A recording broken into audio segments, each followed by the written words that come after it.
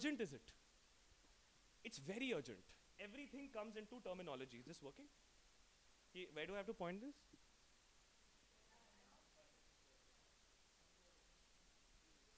Sorry. Oh, okay. Oh, okay, okay. Cool. So this is what we've tried to say is the Stockholm Declaration happened in 1972. It's been 50 years since then. What we have achieved is not a healthy planet for all. It's a healthy planet for a few. Yeah. Uh, in that time, from then till now, we've lost 70% of our wildlife populations. Yeah. We have doubled our pollution levels, our carbon dioxide emissions. We have also doubled our population.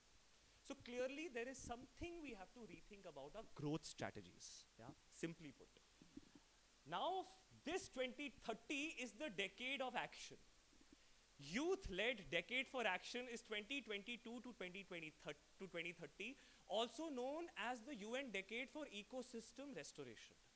There is no coincidence that in this decade of youth is also the decade of ecosystem restoration, and we place harmony with nature as our topmost priority in the survey that we just did. Yeah? It is the youth who will stand to also benefit from the protection of biodiversity 10 years from now. Yeah? We'll move further. So we talk about climate change, but in terms of targets, 2030 tak, we have to halve our global emissions. There needs to be an aggregate 50, now as per IPCC's latest report 45, roughly 50% reduction in emissions by 2030. That translates into a 7.4% per annum reduction in greenhouse gas emissions. Where we are at is, the only time we deducted annual emissions as many is in the pandemic. We reached a 7% reduction. The world lost lives. We thought we realized, but post that, we have bounced back to nearly 7%, and projections are we're going to increase. If we keep increasing, we will lose a 1.5 degrees trajectory, and if we lose 1.5 degrees Celsius, we lose a lot of adaptation tools. We lose our coral reefs, 90% of our coral reefs will go. If it's a 2-degree scenario, almost 100% of the coral reefs go. 46 million people, most of the damage has happened in 1.5, 46 million people go. 49 million people, there's not much of a difference between 1.5. We are standing at 1.2 right now. 0.3 degrees will happen much before 2030, 2025 maybe, if we do not start reducing our emissions by over 7.5% per annum. Ice-free Arctic, loss of biodiversity is all here, 6%, 8%, 4%, all in 1.5 happens. We'll move further. So one of the visions that we discussed was zero loss of nature. Not a net zero loss of nature. Yeah? No, it's okay. So this is a snapshot of what we've lost by the International Union for Conservation of Nature, IUCN. This is what we've already lost. We can go to the next one. This is a concept of planetary boundaries. What is the safe space? How much biodiversity can I lose before the Earth starts collapsing? The Stockholm Resilience Institute with the Potsdam Institute for Climate Change Research made a framework कि देखते हैं कितनी हदें पार हो गई हैं. हाँ? ये जो orange zone you see here is the safe space. Nobody is going to be harmed. But as soon as we cross this line, we enter a danger zone. Biodiversity, our major adaptation strategy, we have already crossed. And they say that if you cross biodiversity, you can't stay within the safe operating zone of climate. Why don't we see biodiversity as a climate change issue? You see COP happening in Egypt, and you see the attendance of COP happening in Montreal for the Convention of Biodiversity. None of the major political figures appear there, because we need to nudge the interest for biodiversity a little further. Yeah, we need to have stories of nature even more. We'll go further. So this concept of ecosystem services and natural stock has started arriving. Instead of saying, let's reduce 1 square kilometer of forest here to plant a tree, to have an industry, and if we regrow another 1 square kilometer of forest somewhere else, net loss 0 hai. That is the net zero loss biodiversity research and concept which has been propagating. I think the European Union in 2020 has also taken out a directive which talks about net zero loss of biodiversity. But this doesn't work this way. Next, when we talk, we take in all these variables. कितने जंगल हैं? उनका हालत क्या है? Condition. What is the service they provide? Water, okay. What is the benefit? We get to drink clean water if there is a forest. And who is it who benefits? Its people. What is flawed in this framework as per you? So when we calculate the benefit of ecosystem, we were talking about GDP, we were saying we don't value nature. Oh well, let's value nature, you know. And these are the 5 criteria that a framework has developed to start valuing nature. What's missing? Sorry?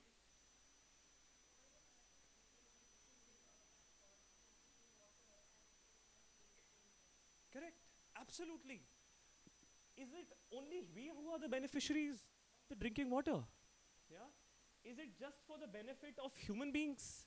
Are we the only inhabitants of this planet? No. So, the leading research think tank of the world on biodiversity, the Intergovernmental Panel on Biodiversity and Ecosystem Services, IPBES, in July 2022, took out the first ever value assessment of nature and biodiversity to say, and next slide. Shruti, you've been so helpful, thank you so much. So see, they say you calculate the value of nature based on your attitude. There are 4 attitudes. One, we think we are living from nature, which is what we just saw in a GDP model, gross domestic product model, where we say, how much can I extract from nature to produce? GDP increases when we produce, right? So that is a living from model. Living in model is that we feel, okay, there is a river there and we must protect it because we are living in nature and it can help us out. You know, it can perhaps help us out. So we start valuing, okay, let's not just go blindly destroy, live from it. We are living in it and it is helpful for us, so let's be cautious. Living with nature is you start giving it a right. You start protecting it. Fish stocks, let's protect it. From nature is, what is the stock that, and what is its value in dollars? How much can we sell? Living with is, okay, we need to start protecting it a little bit. Living as nature is, do animals and rivers have equal rights as us? This is a far-fetched leap from where we are right now, but now this is a leading international body that is talking about this concept as well. So people have started discussing, can we live as nature and not from nature? And we stand to benefit much more. Every year, 125 trillion US dollars of ecosystem services can be lost if we do not value nature. For every $1 investment in adaptation in nature-based strategies, we will earn up to 30 US dollars of returns to the economy in the long run. Yeah. So the economics of it makes sense in the long run. In the short run is where people start getting scared and competitive. So we have to transition. Yeah, we can move further. You can just go back to the browser maybe. So the youth have a lot of power, and that is where I think all of us come in. We'll watch a short film, 3-minute film. This reminds me of a quote by Dr. Ikeda, who's a poet, philosopher, and peace builder. He said in his peace proposal to the United Nations in 2020, and I said this in my interview when I joined CW, because that's what made me switch, you know, from being a lawyer to, it was a very powerful quote. Dr. Ikeda said, when young people's will to transform reality merges with an indomitable optimism, the possibilities are limitless. Yeah? We just need to come together. We can't be divided by professional concerns. People who are in this space are not here to just build careers. Yeah? We are not just people carrying professional responsibilities. We are carrying the planet on our shoulders. Unless we work together in solidarity, which is a part of the youth vision, it'll be very difficult to protect our house. Yeah? So we need to think towards that direction. Let's watch this film.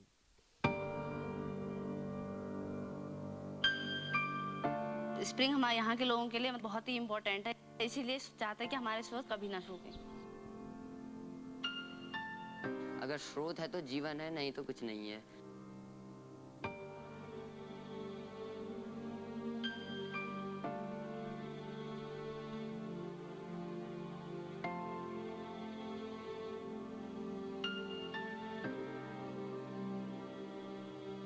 मेरा नाम हीरा सम्मल है और मैं छुड़ा गांव से हूँ और मेरी एज 21 है। मैंने इंटर किया। स्प्रिंग पत्थर और मिट्टी के में जो जमाव पानी होता है, भूजल भंडार, वो ज़मीन के अंदर ही होता है और एक्यूफर बोलते हैं उसको। उसी से पानी मतलब जो बाहर उसको अपना रास्ता बनाता है।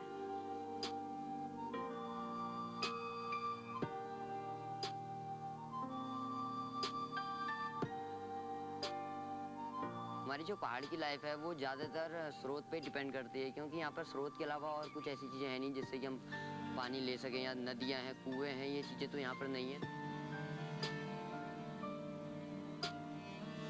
पहले जब हम छोटे तब देखते थे कि बारिश बहुत हल्की बढ़िया बारिश होती थी, एकदम हल्की हल्की से, और वो जिसकी ज़मीन के अंदर जाती, जिससे कि हमारे स्रोतों का डिस्चार्ज बढ़ता था। आजकल ऐसा हो रहा है कि एकदम जोर से बारिश होती है, मतलब वो ज़मीन अपने अंदर सोख ही नहीं पाती, गिरते गिरते इतनी तेज़ होती है कि बह जाता है पानी, और एकदम से तेज़ होती है और एकदम से बंद हो जाती है।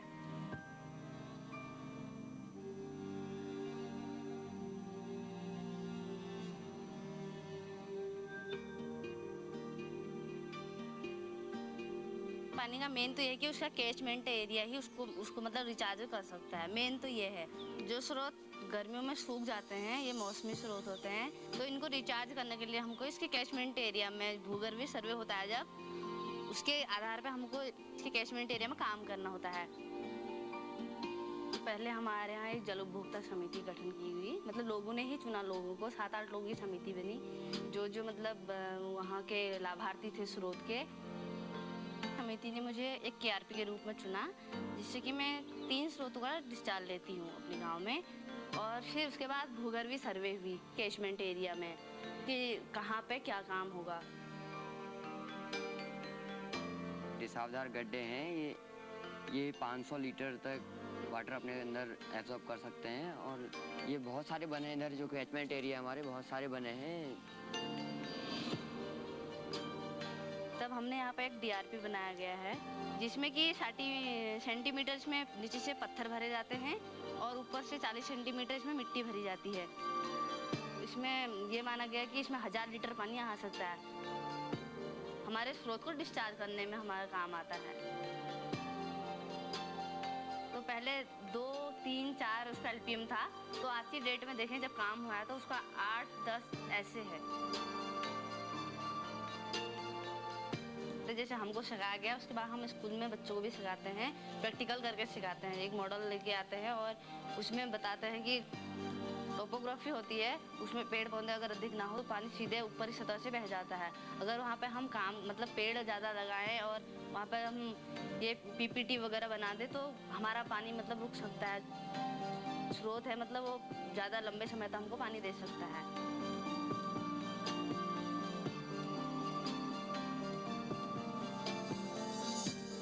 अगर हम पानी को अगर बरकरार रखना चाहते हैं तो उसके हमको मतलब युवा पीढ़ी को एकत्रित करके ये बताना पड़ेगा कि हमारे लिए पानी अगर मेन है, हम नहीं चाहते कि हमारे गांव से कोई बाहर जाए,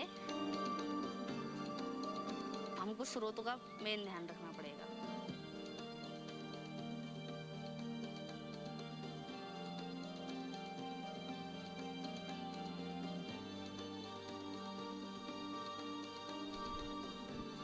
Years old. They've so we have 3 sections to our presentation. One is over. The second, for 10 minutes, I'll give it over to Priyank, and then we'll conclude with the last film that we made on youth. Before I hand it over, just to summarize 3 points. First and foremost, youth have the ability. We just need to decide to take action selflessly for this vision. We need to have a vision. The 2 visions that we have shared in our presentation, that we have co-developed with over 1,000 youth from 91 countries, says that 1, we will not miss our targets anymore. Too much of empty talking. Where there is a will, there is a way. 1.5 degrees Celsius we cannot cross. There are theories which say we'll go to 2 and then we will come back. Recreating extinct species, recreating those coral reefs, how can we be so arrogant?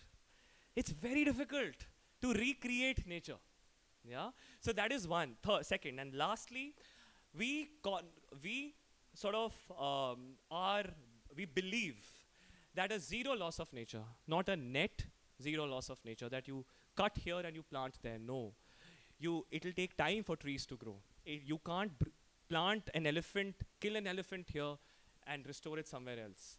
There is an ecosystem that's taken millennium to build. With one plantation activity, it won't come up and do the same job.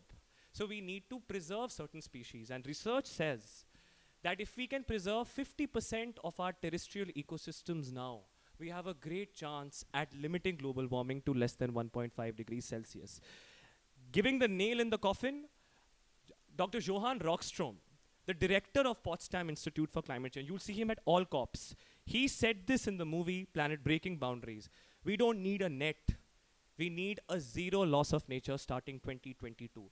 Where there are protected areas, let them be. Yeah, figure a way around them. But we need to preserve our carbon sinks, our ecosystems, if we have to stay on track to limit global warming. Over to you, Priyank.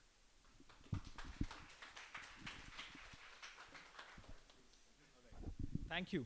अब मैं पूरी कोशिश करूंगा भुवन की energy match करने की. सो दोस्तों, let's get started. So जैसा कि मैंने बताया, we had two reports, a scientific report and a youth report.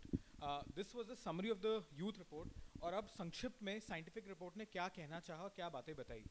To make this report, we had about 20-30 experts from different countries come together, write background papers, synthesize them, come up with the report, go through multiple edits and everything. But we defined there are three key levers that we can take at the international level, subnational and national level on climate change and action.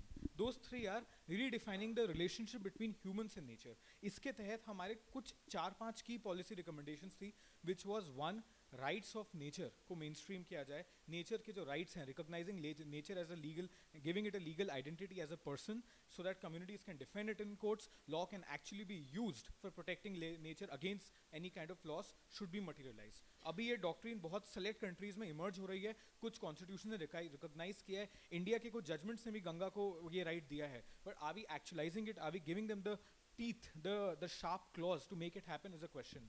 In this particular lever, we also looked at that we as a development model globally have to move beyond GDP. GDP जैसे भुवन ने बहुत detail में और अच्छे से आपको बता दिया, ग्रॉस डोमेस्टिक प्रोडक्ट, उसके परे भी बहुत सारी वैल्यू एडेड सर्विसेज हैं जो हमें देखनी पड़ेंगी. उसके हिसाब से ही हम आगे बढ़ सकते हैं, because at the foundation of all the challenge we face today is the development extractive economic model which governs the world, right. And अब बढ़ती पॉपुलेशन के साथ उसी तरफ हम जा रहे हैं. लाइकवाइज indigenous people के rights, it is a very surprising stat. Okay, indigenous people are actually, in touch of, let's say, 30% or less of Earth's overall biodiversity. I'm not talking about land, right? They are in control of only 30% of that biodiversity, but they protect 70% of Earth's total, which means that they have actually mainstreamed living in harmony with nature, something that today and yesterday we've been learning at Brahma Kumaris. How do you live one with nature? How do you build an attitude of spirituality that allows you to demand less and still be happy? Likewise, these were some recommendations we pitched at the highest level with stakeholders, because until we allow and create that political will, things will not shape like that.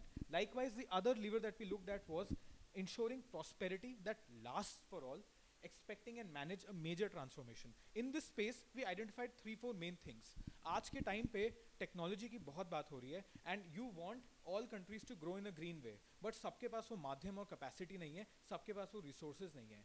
So we are talking about the idea of co-development of technologies. जितनी भी technologies एक अच्छे future के लिए, green and clean future के लिए important है, भले ही वो क्लीन एनर्जी हो गई, हेल्थ हो गई, एग्रीकल्चर हो गई, ये टेक्नोलॉजीज को co-develop करना चाहिए between all countries by pooling of resources, manpower, technical expertise, financial resources, ताकि जब ये टेक्नोलॉजीज बनी जाएं, इनके एक्सेस शेयरिंग के जो चैलेंजेस करंटली आते हैं, इंटेलेक्चुअल प्रॉपर्टी बैरियर्स हैं, ठीक है, लोग यूज़ नहीं कर सकते, आपको पेटेंट अप्लाई करना पड़ेगा, आपके पास लोकल कैपेसिटी नहीं है कि रवांडा में लोकल कैपेसिटी नहीं है कि यूएस में डेवलप्ड एक स्मार्ट सीड टेक्नोलॉजी हो सके। अगर हम एक को डेवलपमेंट का नैरेटिव लाएंगे जो कितने सारे एग्जिस्टिंग इंटरनेशनल नॉर्म्स को थोड़ा सा शिफ्ट करेगा और बहुत ज़्यादा चेंज करेगा, उससे ये ट्रांसफॉर्मेशन जिसकी हम बात कर रहे हैं, जीरो लॉस को प्रोटेक्ट करने की जो बात कर रहे हैं, वो बढ़ेगी।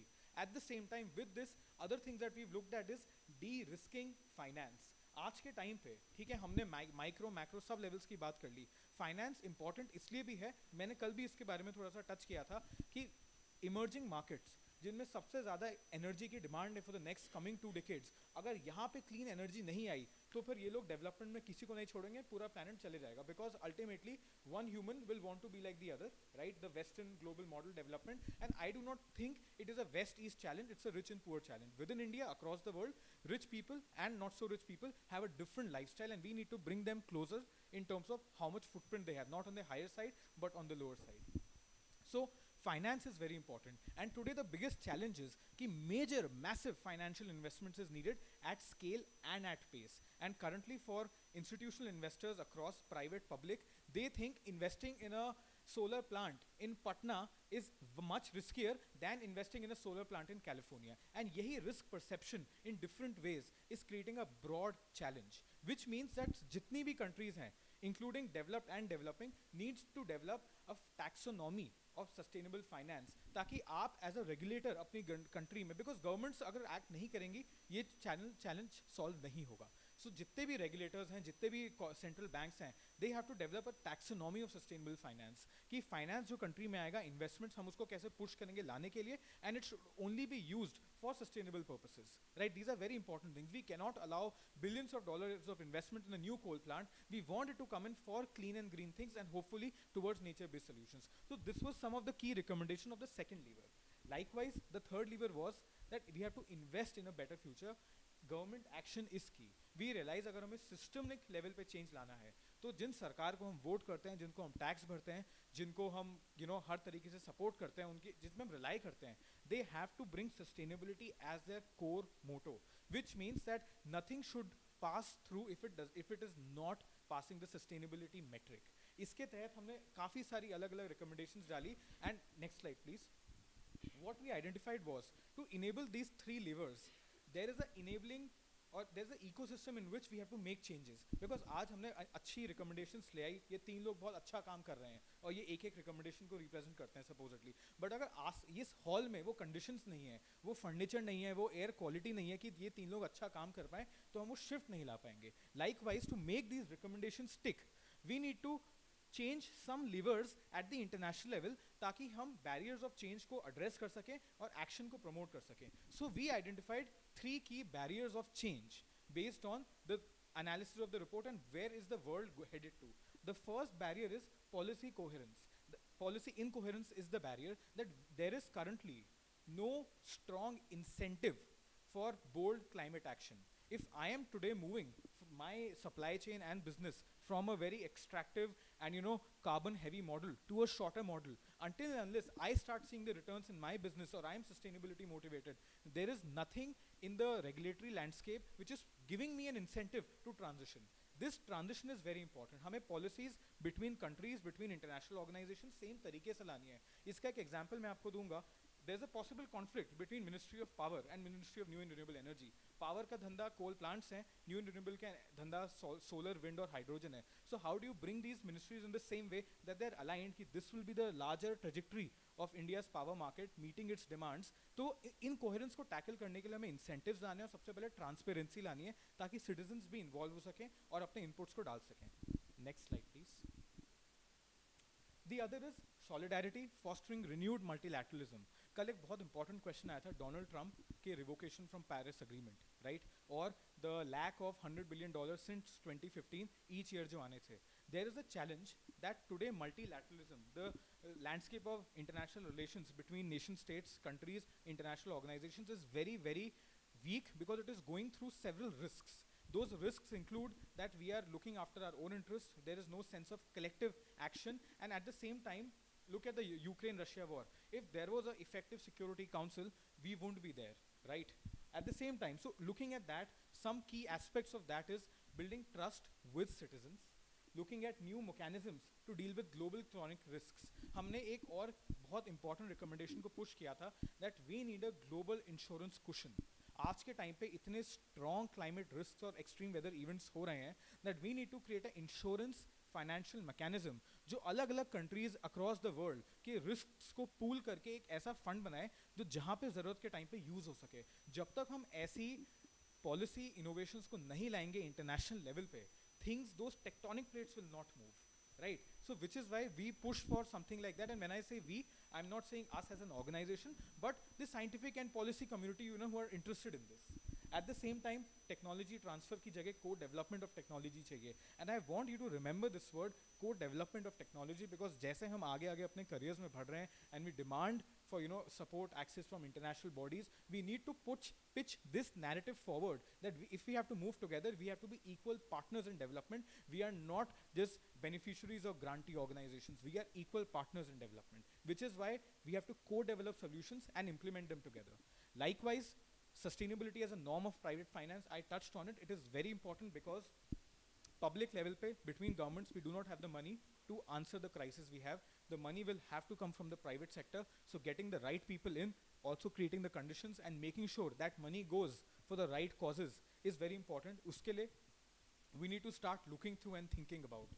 And last is that high income countries should deliver on their climate finance goals because they are, let's move beyond they are responsible for this, but technically they have to because there is where the money is and this is how they've developed. I remember abhi jab, you know, Queen Victoria died, not Queen Victoria actually, Queen Elizabeth, she passed away. People spoke about, you know, how much extraction has the British Empire made out of India. Let's look at that in the terms of carbon space and GDP of high income countries. What makes them high income is the extractive model and the exploitation of the global carbon space, जो 1.5 degree पे भी बहुत मुश्किल से पहुँचेगा. Next one, please. Last risk is accountability. We have to create a culture of accountable promises. Let us not make COPs and these initiatives about announcements. Let us make it about action. Let us look at what have you done. Iske sense mein, there were some things. First of all, we have to make progress of multi-stakeholder pledges and have a tracking mechanism. Why is it that non-state actors like you and I, we are not government, are only observer organizations? What can we have a greater role in COPs? Can we use our technical capacity, our human resources and our ability to work on the ground to create tracking mechanisms for these pledges, for these solutions, so that we can come up with ways and ideas to check what has done. If Shell today, or if, you know, let's say Bharat Petroleum makes a big announcement, do we have to rely on their report to identify how much progress has been made? Can the UNFCCC and other bodies not create a mechanism where stakeholders are involved in tracking of this? We have so many people who've been to COPs here who are looking at ground level action. We need to give them the right platform to be a part of it. It is not just volunteer driven. Now we have to realize that citizens have a very important role in making this change happen. Lastly, convening accountability summits. It's very important. When we brought this recommendation in front of the global audience at Stockholm Plus 50, one of the panelists in our event was Dr. Salimul Haq from ICAD Bangladesh and IEED London. He said this is an excellent idea and we should make the conference of youth that happens every year an accountability summit. It's a good idea, but we should use existing mechanisms to pitch it so that while you make announcements and pledges at COP and you attend after parties, not after parties with business dinners they call it, you have to first at the conference of youth be accountable to what you've said in the past year. All right, moving next is the film, right? Okay. You didn't hear the after parties, huh? We can, you know, just move that out. So, thanks, Priyank. Greta Thunberg, we've heard of her. Recently, a very interesting report came out on the domino theory, which said that a youth, a 13-year-old like her, actually tipped Sweden into taking green policies. Based on that theory, it says, if there are movements which try and change the social consciousness of people, and if 25% of a population strongly believes in it, the entire current starts moving in that direction. It's a very interesting sociology research. I'll maybe, you know, dig that out and share that with you as well. And in our survey, 98% of the respondents said youth have to do something. So to close, there's a poem that we've written, and then we'll end with the video. Uh, this was written, I wrote this for the report, very last minute thing, but it captures, it happened at around after midnight. Next day was the submission. I'm like, yeah, there's something missing. No punch nahi aa raha. So that is when this struck, and I'd like to just share this. This is for all of us. At the cusp of this transition from an exploitative to a harmonious future, at the cusp of this transition, we emerge, envisioning a world of dignity for all. At the helm of this transition, we stand, determined to realize this united call. At the core of this transition, we work to transform our world once and for all. Thank you so much for your patient listening, and we'll end with one last fill.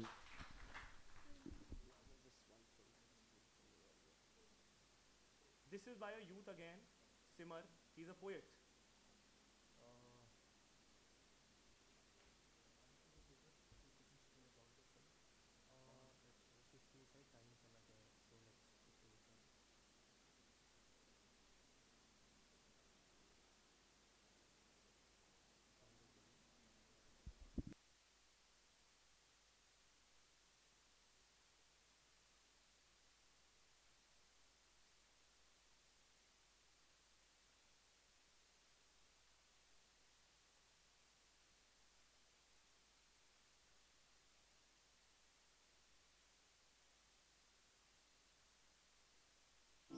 Is built with love and dreams. The earth is not just a house, built with walls and beams and skyscrapers and malls and roads. The earth is our home, full of breathtaking forests and waterfalls, vast blue oceans and also malls, but with people and all kinds of different beings. The earth is filled with love and dreams, but our home is crumbling. Our dreams are breaking. We have changed ecosystems, made our home sick. Then we ignored the symptoms, waited for it to get tragic. In a world where nature is worshipped, actions don't match the words of the leadership.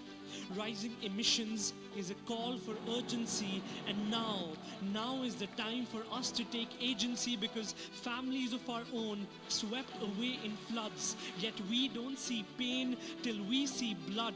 While our forests shrink in front of our eyes, we renovate our home to where we cannot recognize. But 50 years ago, at Stockholm, an effort was made to save our home. 50 years later, there is no accountability. But it is time for us to take responsibility. Let's craft a key to unlock a better future and redefine our relationship with nature. Our home isn't perfect, but it doesn't need renovating. It needs compassion. Our home needs healing. It is already 2022. But there is hope. I see hope in the eyes of our generation as we are learning how to cope. Young voices are becoming an inspiration. How dare you continue to look away? Our home doesn't need heroes in capes or superheroes who change shapes.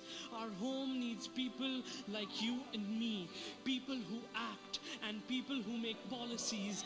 We need to invest in a better future, reform finance and technology.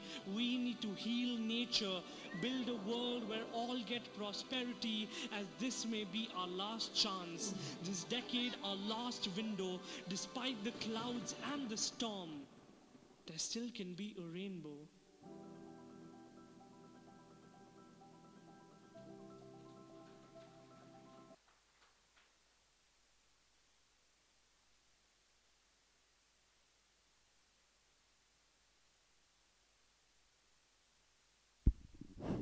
Thank you so much, Bhuvan and Priyank. I'm sorry.